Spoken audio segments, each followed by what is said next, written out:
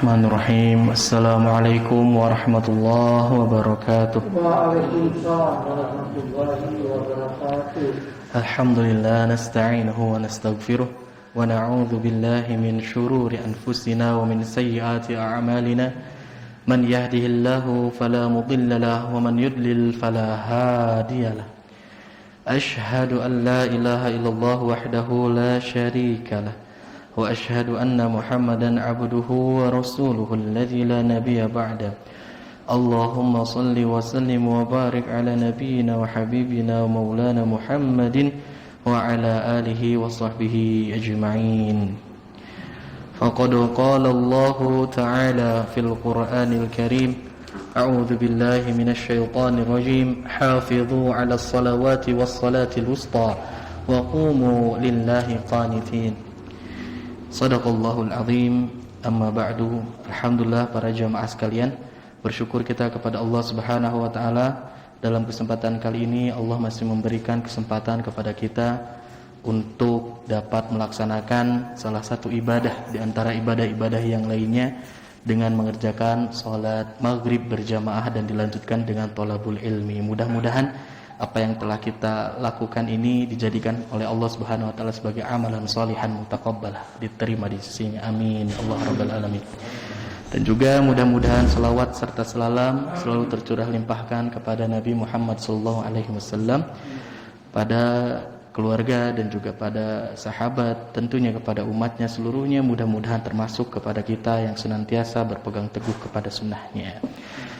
Jamaah sekalian, pada kesempatan kali ini insyaallah kita akan lanjutkan materi mengenai kajian fikih, masuk kepada faraidus shalah, fardu-fardu atau wajib-wajib yang termasuk ke dalam rukun di dalam salat, baik salat yang wajib, yang fardu, yang maktubah ataupun nafilah yang sunnah.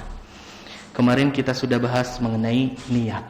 Niat merupakan hal yang terpenting yang harus selalu dihadirkan dalam melaksanakan ibadah kepada Allah, khususnya dalam melaksanakan ibadah salat. Salat pun merupakan hal yang terpenting dalam kehidupan seorang muslim, karena setiap manusia termasuk kita jamaah sekalian, pasti Allah Subhanahu wa taala akan beri ujian dalam kehidupan kita. Kita akan ditekan dan dihimpit dengan berbagai macam musibah, sesuatu yang membuat kita tidak suka, membuat kita tidak bahagia dan tidak senantiasa kita tenang dalam menjalani kehidupan ini. Maka dari itu Allah Subhanahu wa taala sudah memberikan media bagi seorang hamba, yaitu kita selaku muslim, untuk dapat mencharge lagi, untuk dapat menumbuhkan lagi keyakinan sehingga kita mampu untuk menenangkan kehidupan kita. Menurut Dr. Hamali, beliau adalah seorang pakar psikologi, menyebutkan bahwasanya sumber kehidupan manusia, kebahagiaan itu terdapat pada flow-nya. Dan dia dapat dan hal itu bisa dirasakan dan dimiliki seorang manusia ketika batinnya tenang. Batinnya tenang. Seberapapun fasilitas kehidupan yang memadai, tapi kalau batin seorang manusia itu tidak tenang, dia selalu gusar, dia selalu galau, maka apa yang ada dalam genggaman itu tidak akan bermanfaat. Kebayanglah sama kitanya, kita diberikan fasilitas hidup yang lengkap, tapi hati kita tidak tenang gitu. Ngajagrag tuangeun oge teu karaos nikmatna, karena hati kita tidak senang, tidak bahagia. Maka dari inti dari kehidupan itu harus apa? Harus mendapatkan ketenangan batin sehingga kebahagiaan itu bisa didapat. Apapun yang ada dalam hadapan kita, apa yang kita miliki, kalau hati kita tenang, kita bahagia dalam menjalani kehidupan, semuanya akan terasa nikmat. Oleh pakar ahli psikologi seperti itu. Maka dari itu, kasihan orang-orang yang di luar Islam ataupun ada seorang muslim yang mereka itu tidak terlalu paham dan mengerti bahwasanya sholat merupakan hal yang dapat membuat hati seorang manusia itu menjadi tenang. Khususnya kita seorang muslim melaksanakannya. Ala bidzikrillahi tatmainnul qulub, kata Allah Subhanahu wa taala, hanya dengan berzikir kepada Allah Subhanahu wa taala hati kita akan menjadi tenang.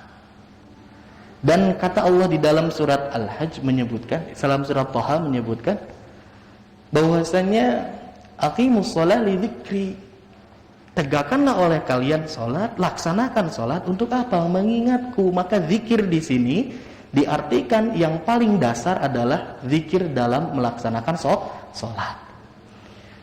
Media yang Allah sudah berikan kepada kita, sholat.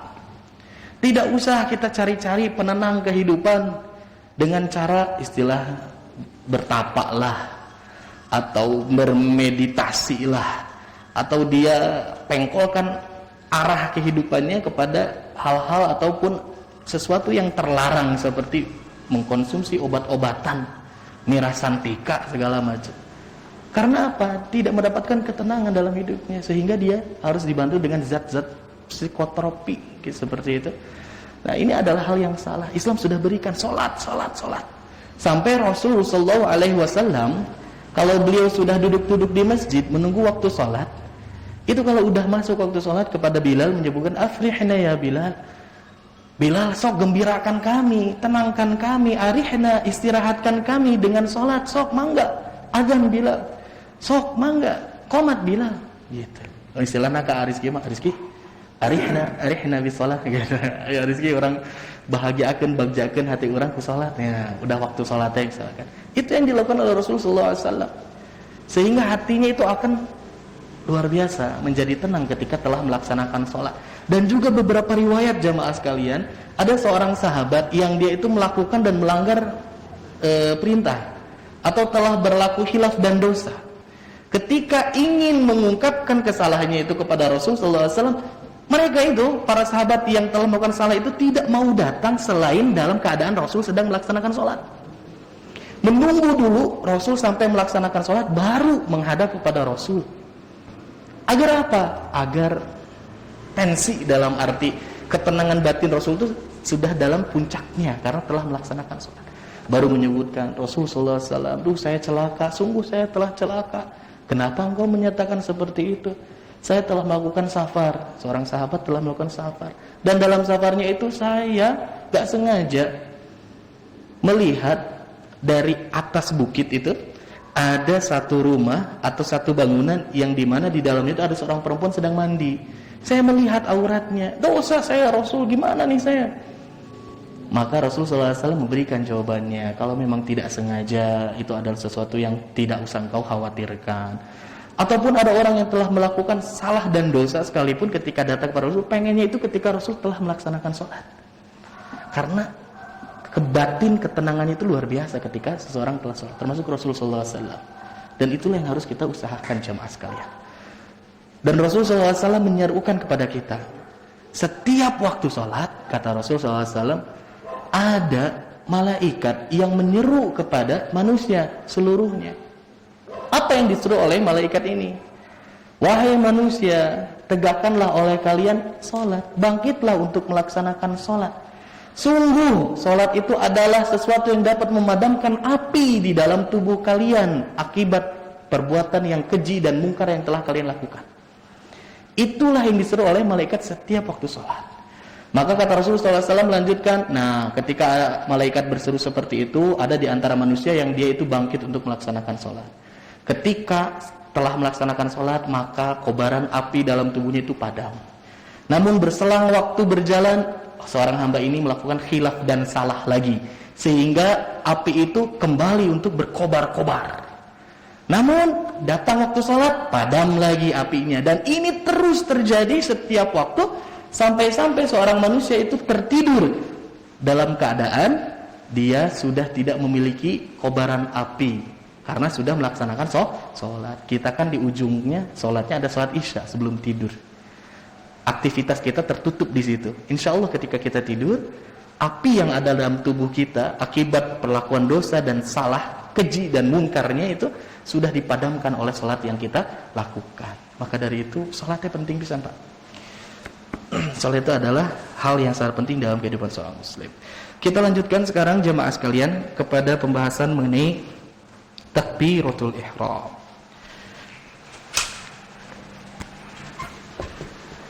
Fardu salat.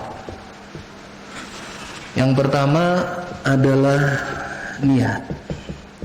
Dan yang kita bahas sekarang yang kedua adalah takbiratul ihram.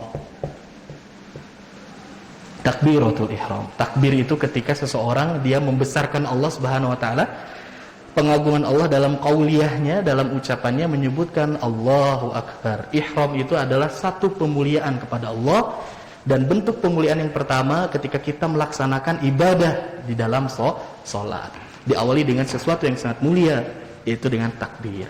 Kata Rasul sallallahu alaihi wasallam sebagaimana hadis yang diriwayatkan oleh sahabat Ali bin Abi Thalib karramallahu wajhah, beliau menyebutkan bahwasanya miftahus salati at-tahuru, kunci dari salat itu adalah suci.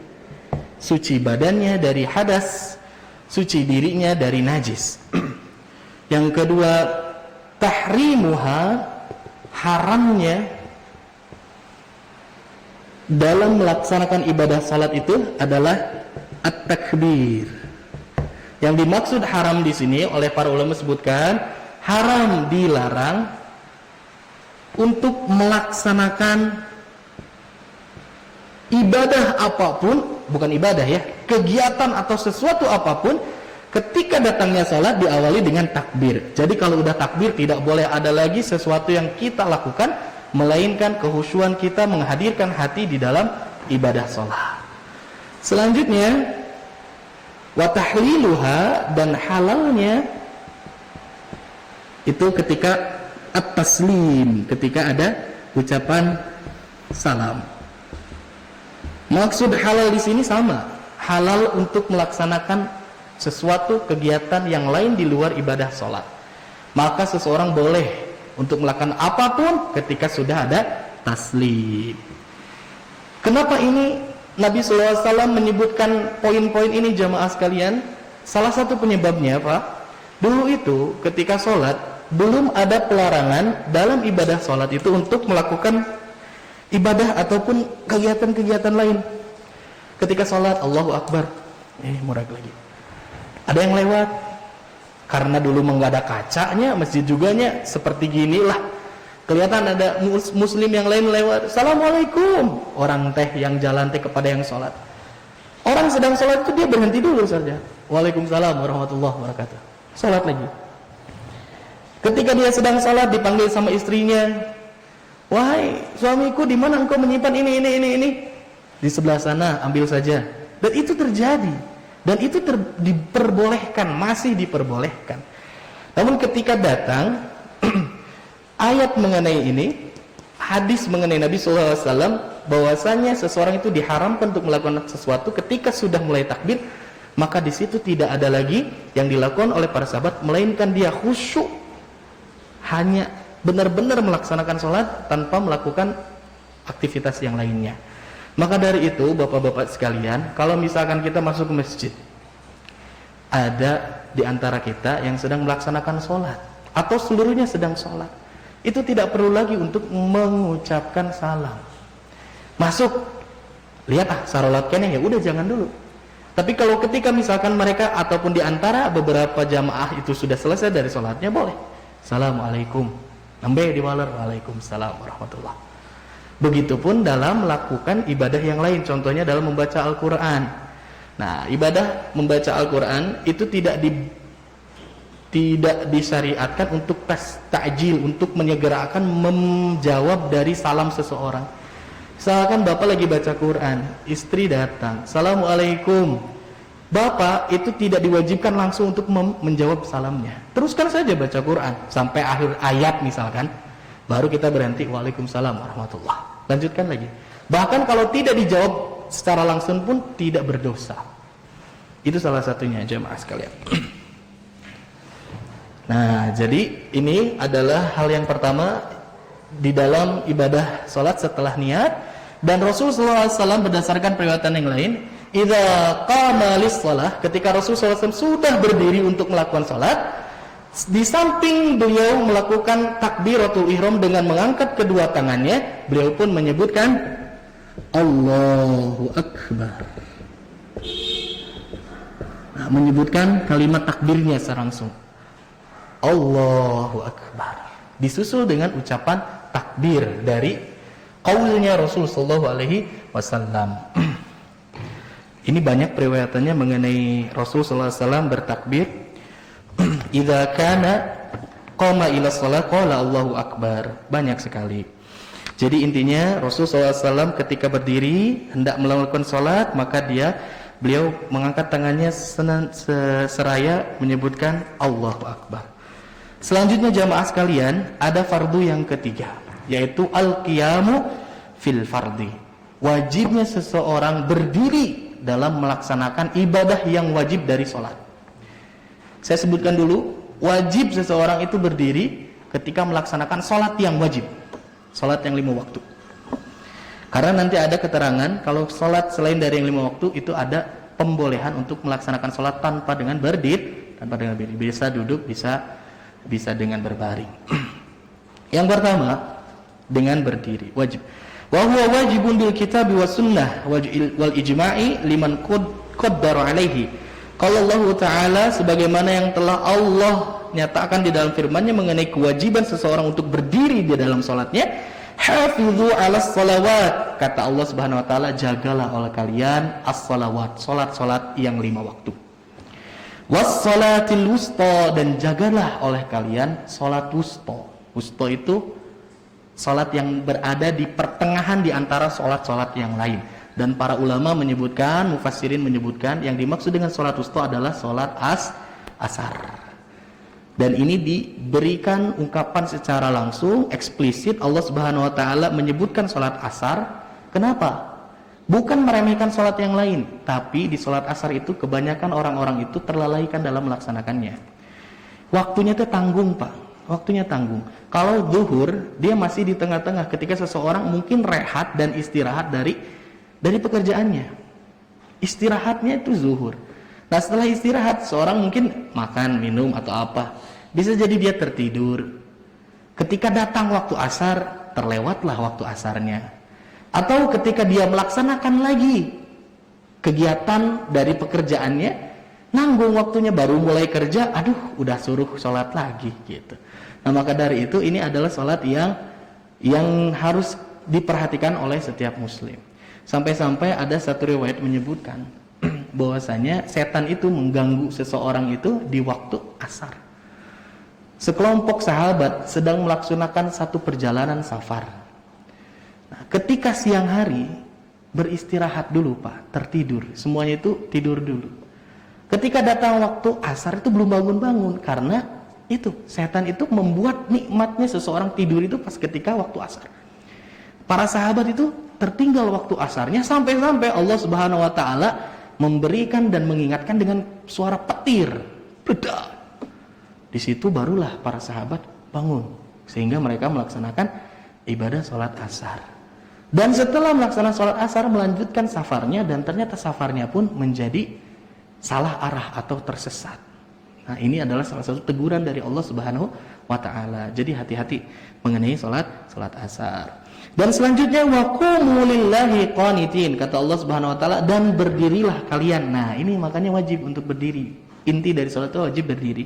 Lillahi qanitin.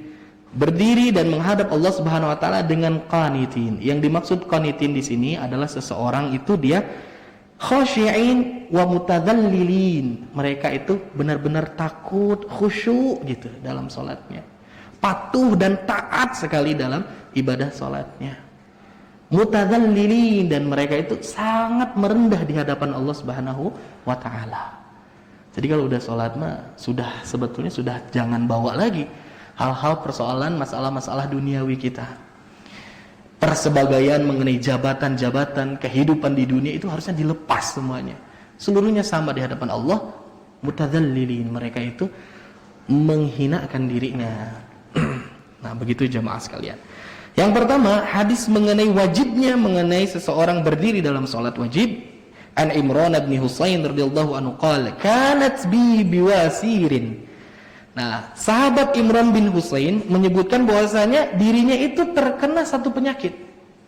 Penyakitnya apa, Pak? Wasirin. Wasir. Jadi ini wasir ini udah ada dari zaman dulu dan namanya wasir. Kalau istilah kita ada bahasan ambeien ya. Ya, 1-2 lah seperti itu. Wasir. Nah, sahabat ini terkena penyakit wasir. Fasa'altun Nabi sallallahu alaihi wasallam, maka aku bertanya kepada Nabi sallallahu alaihi wasallam, anis salah, mengenai cara salatku ketika aku sakit. Faqala, kata Rasul sallallahu alaihi wasallam, shalli qa'iman, salatlah engkau dengan berdiri, wajib berdiri. Fa in lam tastati, namun ketika tidak sanggup untuk berdiri, faqa'idan, maka dengan duduk. Fa in lam tastati fa ala janbi, kalau tidak sanggup juga duduk, maka boleh sambil berbaring.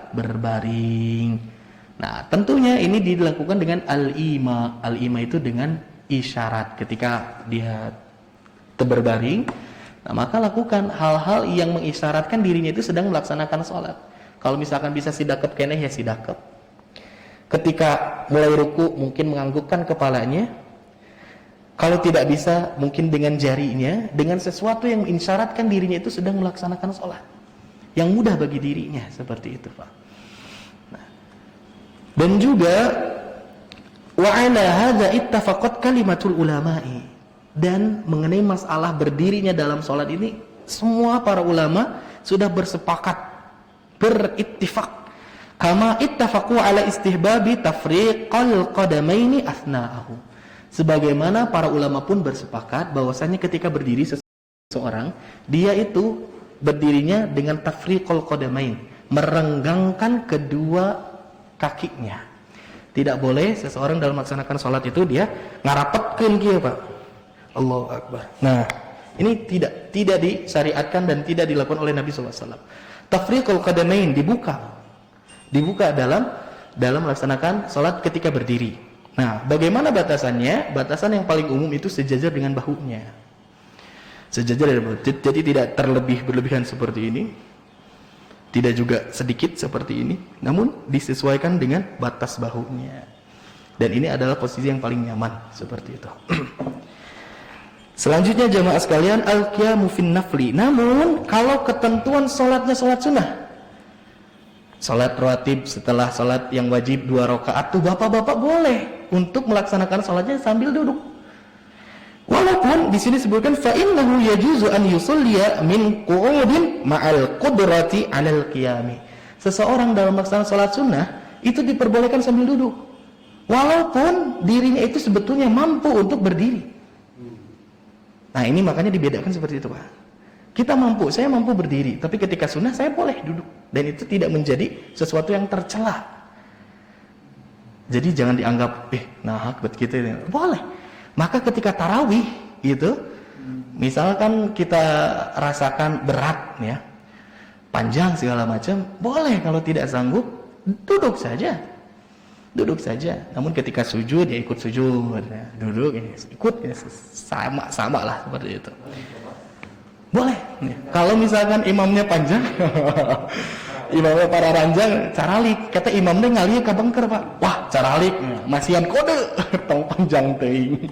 Nah, inilah salah satu caranya ya. Apalagi kan ini katanya mau kita coba 1 malam 1 juz. Kayaknya imamnya juga duduk. Nah, jadi ini diperbolehkan walaupun dalam kondisi yang kuat. Berdasarkan dari hadis Abdullah bin Umar radhiyallahu anhuma qala Huditsat anna Rasul sallallahu alaihi wasallam qala salatur rajuli qa'idan. Ketika seseorang itu salat sunnah dengan duduk, maka itu diperbolehkan. Namun ada catatannya, Pak. Catatannya apa? Nisfus salati, dia akan mendapatkan pahala itu setengah dari orang yang berdiri. Nah, mangga telangku. Ada catatannya. Salatnya enggak apa-apa, enggak tercela. Cuman dari keutamaannya itu lebih utama orang yang berdiri. Nah, jadi caranya gimana, Pak? Imamna nu kedah dipasiankan. Ya, nah ini yang kita bahas yang poin ketiga, Pak. Nah, tadi kan yang sunnah ya. Sekarang al-ajzu anil qiyami fil fardi. Bagaimana kondisi seseorang yang dia itu lemah, tidak mampu untuk melakukan berdiri dalam melaksanakan sholat yang wajib. Wa man ajuza 'anil qiyami fil fardhi shalla 'ala hasbi qudratihi. Maka kalau orang tidak mampu berdiri, salatnya sesuai dengan kemampuannya, Pak. Sesuai dengan kemampuannya. Contoh, ya seperti sakit atau dalam hal-hal khusus tertentu mungkin posisi kakinya tidak bisa dilakukan untuk berdiri ketika ruku, sujud segala macam hese gitu ya. Maka lebih baik itu udah duduk semuanya. Bahkan sujud pun misalkan tidak bisa, ya udah hasbi qudratihi, sesuai dengan batasan kemampuannya gitu Pak. Cuman ya nah daripada carry gitu ya, walah gitu udah iya ya. Nah cuman ya itu dia, batas dan kadar kemampuan itu yang tahu adalah dirinya dan juga Allah Subhanahu wa taala. Dalam arti mungkin Bapak sudah berikhtiar untuk belajar duduk sujud seperti biasa, ruku seperti biasa. Tapi kalau misalkan memang belum mampu sampai sekarang, ya udah lakukan dengan sesuai kemampuan kita. Karena Allah Subhanahu wa taala menyebut la yukallifullahu nafsan illa wus'aha. Allah itu tidak membebani seseorang dengan sesuatu yang melebihi kadarnya, kemampuannya. Walahu ajruhu kamilan ghairu manqusin, dan jangan khawatir, pahalanya itu tidak akan berkurang sedikit pun. Dia akan tetap kamilan, sempurna pahalanya. Kalau memang kemampuannya batasannya sampai situ, sempurna. Hadis yang mana jemaah sekalian? Fa'an Abi Musa radhiyallahu anna Nabi sallallahu alaihi wasallam qol, Rasul sallallahu alaihi wasallam bersabda, "Idza maridal 'abdu aw safar." Kalaulah seorang hamba itu dia sedang sakit atau dalam keadaan bepergian, kutiballahu lahu ma kana ya'malu wa huwa sahihun muqimun. Maka Allah Subhanahu wa taala akan mencatat dengan amalan yang sama ketika dalam kondisi seorang itu sehat dan juga sedang dalam keadaan tidak safar atau dalam mukim. Jadi Pak, kalau misalkan kita biasa untuk melaksanakan sholat di awal waktu, selalu kita jaga, maghrib kita terjaga, isya, subuh kita terjaga, semuanya terjaga.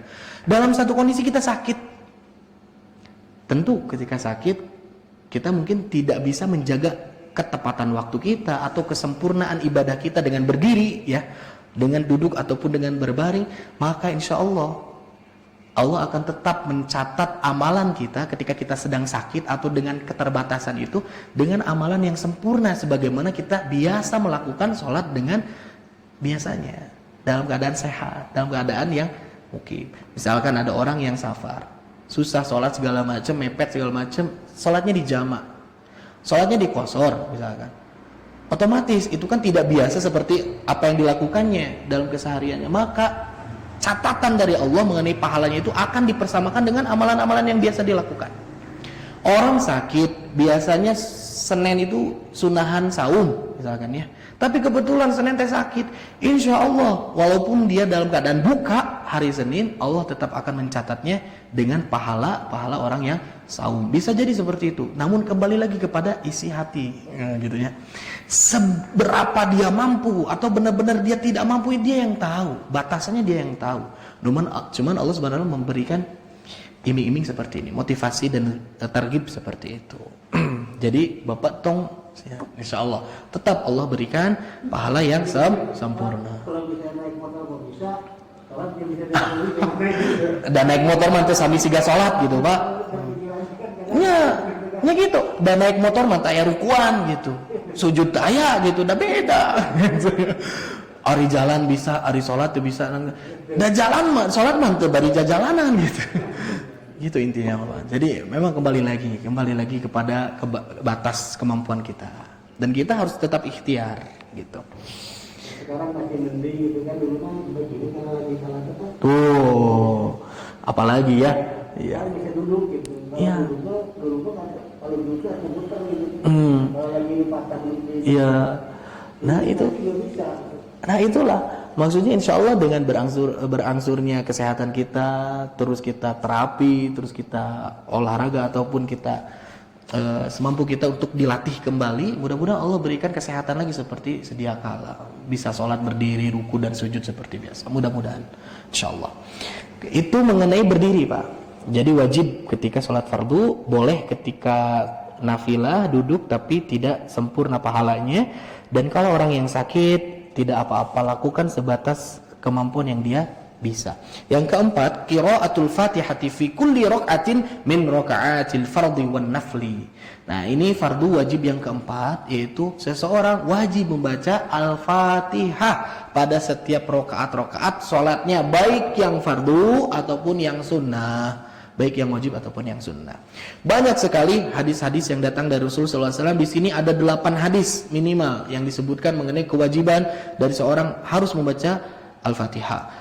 Pertama, Rasulullah SAW menyebutkan, la salata, tidak diterima salat atau tidak disebut salat liman lam yaqra bi Fatihatil kitab, orang yang dia itu tidak membaca Al-Fatihah di dalam salatnya. Yang kedua, man shalla salatan lam yaqra fiha bi ummil Qur'an wa fi riwayatin bi Fatihatil kitab, siapa orang salat namun dalam salatnya dia tidak baca Al-Fatihah, ummul Qur'an di sini sebutnya, fahiya khidajun, maka Rasulullah SAW sebutkan dia itu melakukan khidaj.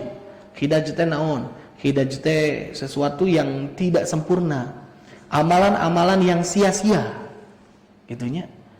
Intina beberes teh misalkannya kudu taliti gitu ya, satu-satu. Nah, ada orang beberes ser belah dieu, kabelah ditu ka tukang. Itu sia-sia. Capek-capek sorangan, tapi tidak diterima, tidak bersih jadinya. Contohnya seperti itu. Nah, ini pun orang dalam melaksanakan sholat, dia sholat kikituan gitunya, rakaatna 4 rakaat, tapi ngalaweng sholatna, henteu maca Al-Fatihah. Nah, maka khidajun, sia-sia sholatnya. Khidajun ghairu tamamin, orang dia melakukan hal yang tidak sempurna dan itu adalah sesuatu yang sia-sia. Itu Pak, jadi hati-hati mengenai baca Al-Fatihah. Bahkan Rasulullah SAW menyebutkan di dalam hadis yang lain, la tujzi'u salatun, tidak ditulis, tidak dibalas salatnya seseorang, la yaqra'u fiha bi Fatihatil kitab, ketika seseorang itu tidak membaca Al-Fatihah di dalam salatnya. Ini juga banyak ya. Nah, ini selanjutnya. Amarona an naqra'a bi Fatihal kitab. Abi Sa'id al-Khudri, sahabat Nabi SAW menyebutkan bahwasanya sahabat-sahabat seluruhnya itu diperintah untuk membaca Al-Fatihah di dalam salatnya, wa ma tayassara, dan dilanjutkan dengan surat yang mudah. Nah, dilanjutkan wa ma tayassara. Jadi kalau misalkan salatnya salat yang wajib, maka lebih baik untuk membaca Al-Fatihah dan dilanjutkan dengan surat-surat atau ayat-ayat yang mudah. Nah, mudah itu menurut saha? Menurut imamnya, menurut makmumnya. Di dalam hadis yang lain, Nabi SAW memerintahkan kepada seorang imam untuk melihat kepada makmum yang paling sepuh, yang paling tidak mampu, atau yang paling itulah ajiz, yang mereka itu tidak mampu untuk melakukan sholat yang panjang, itu yang jadi patokan. Lamun misalkan saya sholat matokna ke Arizki, nyapacana panjang Pak, tapi kalau misalkan matoknya kepada Pak Odin misalkan ya, sepuh gitu, sesah gitu, makanya harusnya kita bisa mengerti dan faham mengenai masalah ini. Cuman tentunya Nabi SAW pun memberikan batasan. Kalau sholatnya sholat isya dan khususnya sholat subuh, maka disunahkan juga bacanya surat yang panjang. Tapi kalau misalkan sholat-sholat yang biasa, apalagi maghrib, ketika orang itu mungkin dia baru pulang dari aktivitas atau ada yang melanjutkan perjalanan segala macam, maka kita bacanya yang mudah-mudah gitu. Sholat tentunya Pak, kalau dahului imam nggak boleh Pak. Imam itu ada untuk diikuti. lebih baik diam aja katanya daripada kalau diikuti boleh gitu. Mengikuti bacaan. Ya, tapi kalau nggak tahu syarat bacaan. Oh, kirain teh dalam gerakan. Kalau misalkan dalam bacaan, seseorang mengikuti bacaannya imam, di dalam hatinya tidak apa-apa. Kalau dia bacakan dalam mulutnya selama tidak mengganggu terhadap bacaan imam, tidak apa-apa. Contoh Al-Fatihah Bapak apa misalkannya, nah maka ikuti di dalam mulut, itu tidak apa. Nanti juga kita akan bahas. Jadi gini Pak, kalau bagi makmum, apakah bacaan Al-Fatihah itu wajib dibaca bersamaan ketika imam membaca Al-Fatihah? Nah, ini nanti yang menjadi perbedaan. Yang pertama ada yang menyebutkan bacaan Fatihahnya imam selama terdengar oleh makmum, maka makmum sudah dicap juga udah membaca Al-Quran Al-Fatihah. Jadi cukup dengan mendengarkannya itu sama saja dengan sudah membacanya. Maka tidak dianjurkan lagi atau tidak diwajibkan lagi untuk membaca Al-Fatihah setelah imam selesai baca Al-Fatihah. Pendapat yang kedua, karena saking wajibnya mengenai Al-Fatihah, maka tetap makmum dianjurkan atau diwajibkan untuk membaca Al-Fatihah dengan diri sendiri. Jadi ketika setelah selesai imam membaca Al-Fatihah, waladhdallin amin. Nah, maka makmum di situ waktunya untuk membaca Al-Fatihah. Bismillahirrahmanirrahim. Arrahmanirrahim. Nah, itu adalah pendapat yang kedua. Jadi kita tinggal pilih yang mana. Ada yang ketiga, kalau imam sudah selesai baca waladhdallin, di situ tidak amin dulu, Pak. Jamaah itu diberikan waktu untuk membaca Al-Fatihah masing-masing. Imamnya berhenti, tidak melanjutkan dengan surat yang baru. Tahan dulu. Beberapa detik misalkan atau seueureun sadayana maraca Al-Fatihah nembe Bismillahirrahmanirrahim atau amin dulu, nanti Bismillahirrahmanirrahim. Atau aminnya bareng setelah waladhdallin, setelah amin diam dulu. Imamnya tidak melanjutkan bacaan. Namun tentunya kalau ada hal yang seperti ini, kita kembali kepada dalil yang lebih rajih atau yang lebih kuat. Mana yang lebih kuatnya? Nah, di antara yang terkuat itu ada yang dua yang pertama tadi. Nah, ketika imam membaca Al-Fatihah, maka makmum pun sudah dianggap selesai membaca Al-Fatihah walaupun tanpa mengikuti bacaan imam. Jadi orang dengar itu, Pak, secara tidak langsung dia pun membaca di dalam hatinya, apalagi sesuatu yang dia hafal. Al-Fatihah kan pasti kita hafal, maka kita pun dalam hati kita itu dianggap sudah membaca. Kecuali malaweng, sholat, makanya jangan ya sholat. Nah, kalaupun yang kedua tadi dia baca lagi Al-Fatihah setelah selesai Al-Fatihahnya imam, gitu. Kalau misalkan mengikuti bacaan surat setelahnya, nah maka itu kembali lagi. Kalau misalkan bacaannya itu tidak mengganggu terhadap bacaan imam, maka diperbolehkan. Lalaunan gitunya, sabbihisma rabbikal a'la, gitu, ikuti. Bahkan memang harus mengikuti dalam hati khususnya, karena kalau imamnya salah baca bisa memberitahu dan mengoreksi gitu. Kalau hafal. Kalau tidak sami-sami ngahulang Allahu Akbar gitu. Nah, itu Pak. Itu mengenai bacaan Al-Fatihah. Terakhir mengenai basmalah. Pas lah ini. Basmalah ini cukup menarik. Para ulama seluruhnya, madhab-madhab yang masyhurah seluruhnya itu bersepakat bahwasanya yang disebut basmalah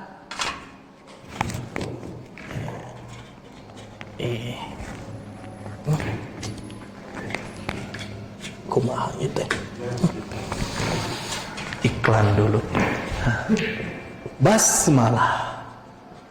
Nah, sepakat bahwasanya basmalah itu, bismillahirrahmanirrahim itu salah satu ayat dalam surat An-Naml ayat ke-30 yang mengenai suratnya Nabi Sulaiman kepada Ratu Bilqis. Innahu min Sulaimana wa innahu bismillahirrahmanirrahim.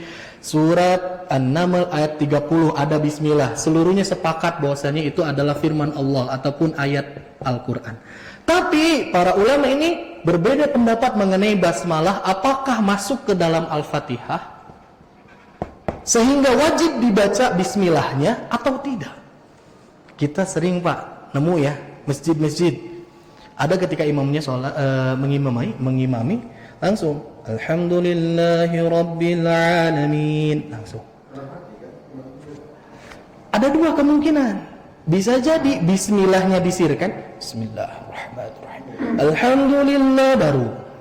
Ada juga dalam hati, alhamdulillah. Ada yang ketiga, Pak, tanpa dibaca sama sekali bismillahnya. Maka dari itu ini yang berbeda.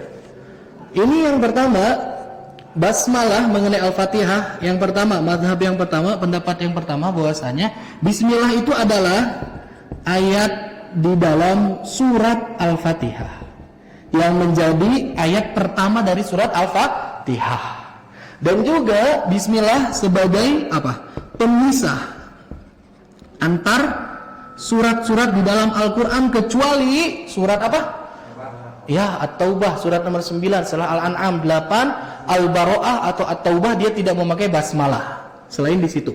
Nah, ini yang pertama. Yang kedua, Bapak-bapak sekalian, disebutkan bahwasanya ada pendapat bahwasanya si basmalah ini adalah ayat yang turun berdiri sendiri. Jadi mustaqilah, dia tidak masuk ke dalam Al-Fatihah. Namun dia diturunkan sebagai apa? Sebagai yaitu firman Allah dalam memisahkan ayat ataupun surat demi surat yang lain. Dan yang ketiga, yang tadi saya sebutkan, dia tidak meyakini bahwasanya basmalah itu sebagai ayat Allah, jadi bukan ayat Allah, dan tidak ada dalam Al-Fatihah maupun dalam surat yang lain itu tidak dibaca bismillahnya. Ada yang seperti itu, Pak. Ada yang seperti itu. Maka kalau orang yang pertama atau pendapat yang pertama, ini disebutkan di dalam kitab Fathul Bari, Ibnu Hajar Al-Asqalani menyebutkan ini adalah yang paling kuat, yang paling sahih, pendapat yang paling sahih. Sehingga ketika seseorang meyakini Al-Fatihah itu ada bismillahnya, dia wajib membaca bismillah dengan jahar. Seperti yang saya baca, Bismillahirrahmanirrahim, dikencangkan tanpa dengan disirkan. Pendapat yang pertama. Pendapat yang kedua, walaupun menyebutkan bahwasanya bismillah itu berdiri sendiri, tapi masih diperbolehkan atau mustahabbah, dianjurkan untuk dibaca basmalahnya di dalam surat Al-Fatihah. Cuman yang dianjurkan bacanya itu dengan sir. Masih dibaca tapi sir. Bismillahirrahmanirrahim. Alhamdulillah, baru alhamdulillah kencang. Bismillahnya pelan-pelan sekali. Tapi masih dibaca, Pak. Nah, kalau ini sudah tidak dibaca lagi bismillahnya, baik sir ataupun jahar. Jadi hilang bismillah, langsung alhamdulillahirabbil alamin. Nah, ini maksud jahar itu adalah ketika salatnya salat yang jahriyah, salatnya pun salat yang jahar. Bukan berarti salat salat zuhur dan salat asar karena pakai ini bismillah kencang, bismillahirrahmanirrahim, alhamdulillah dalam hati, enggak. Jadi maksud jahar itu mengikuti terhadap salat yang jahar. Salat subuh, salat maghrib, salat isya, maka bismillah dikencangkan. Tapi salat zuhur dan salat asar itu tidak dikencangkan, dibaca dalam hati. Maksudnya seperti itu. Ya.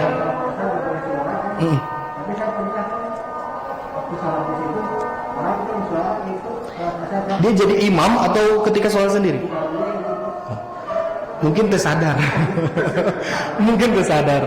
Kadang-kadang saya juga sok sir, nanti kekencangan tuh. Menurut saya mah itu teh udah sir, tapi sama orang lain masih kedengeran. Sebetulnya nggak boleh juga seperti itu.